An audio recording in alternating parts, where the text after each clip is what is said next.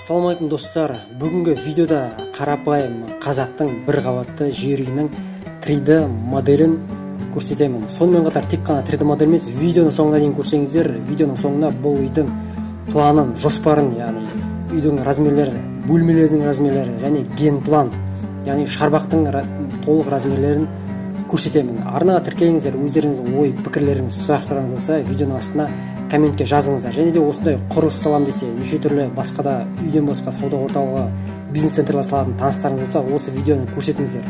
Менің басқа архитекторлардан артықшылығым осы видеода көрінеді. Себебі мен тек қана басқа архитекторлар сияқты үйдің сыртын ғана көрсетпеймін, сонымен үйдің ішін, шарбақтың ішін толығымен көрсетемін. Бұл видеода сіз қазір көріп отқандай тек қана күндіз емес, және видеоның соңында түнде үй қандай болады, освещение, яғни жарықтандыру кезінде үй қандай әдемі болатынын толығымен көре аласыздар.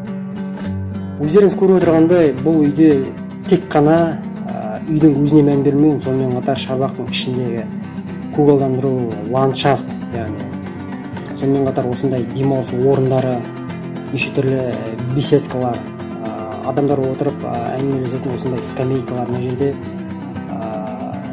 шатыр, яғни парковка, машинаны көлеңке жерде тұруына арналған осындай парковкалар жасалған.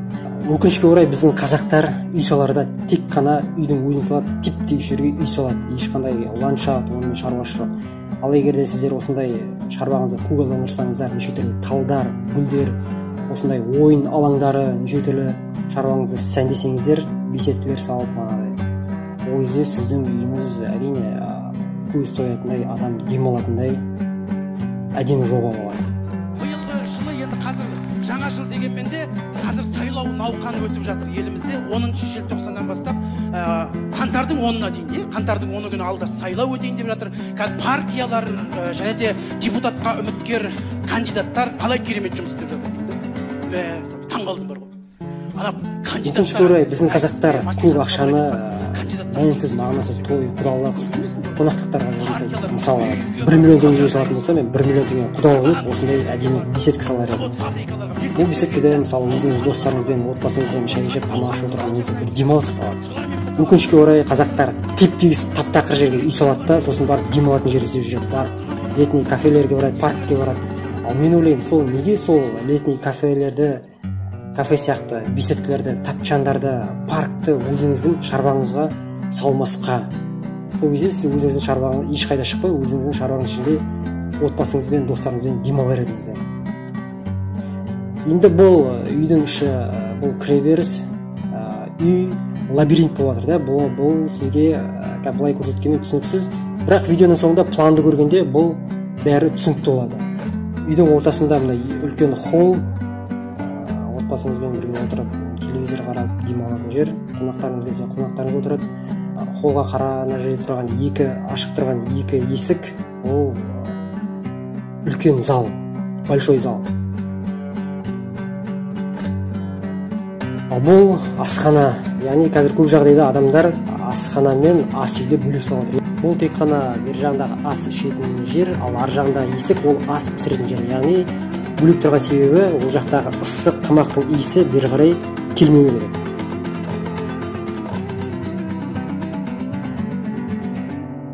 Міне енді үйдің түнгі көрінісіне келдік. Көрдіңіздер ғой, тек қана освещениенің өзі, яғни жарықтандыру үйге, шарбақтың ішіне қаншалықты сән беріп тұр.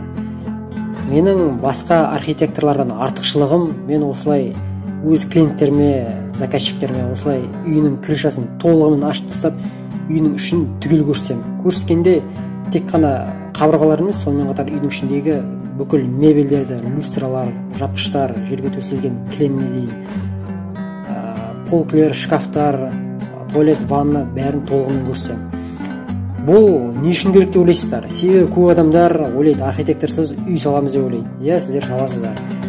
Қарандашпен, ручкамен план сызасыздар, көз алдарыңызға елестете алмайсыздар. Сосын үйді тасын қалап келіп қалған кезде терезеңіз үлкен болып кетеді, кішкентай болып кетеді, есіктер не орналасқан сәйкес келмейді. Бір бөлмеңіз кішкентай болып кетеді, кішкентай болады деген бөлмеңіз үлкен болып кетеді. Солай адамдар проблемаларға кезігіп жатады. Сосын үйін бұзып, немесе үйіне жалғап тағы бөлмелер салып жатады. Міне архитекторға хабарласып қалған кесірінен адамдарда осындай проблемалар болады. Ал егерде сіздер болашақ үйіңіздің қандай болатынын көргіңіз келсе, білгіңіз келсе, маған хабарласыңыздар. Мен сіздерге болашақта үйіңіз қандай болады, бөлмелеріңіз тар болып кетпей ма, кең болып кетпей ма, терезелеріңіз үлкен немесе кіші болып кетпей ма, бәрін толығымен сіздерге, мебельдерін түгел қойып, сіздерге көз алдыңызға 100% көрсетіп беремін. Міне менің басқа архитекторлардан артықшылығым осы жерде.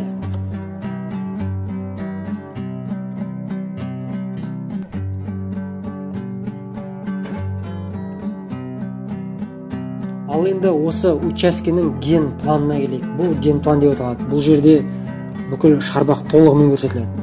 Шарбақтың ішінде үй, брусчатка, балалар ойын алаңы, адамдар жүретін жол, беседка, қора, гараж бәрі түгел размерлермен көрсетіледі.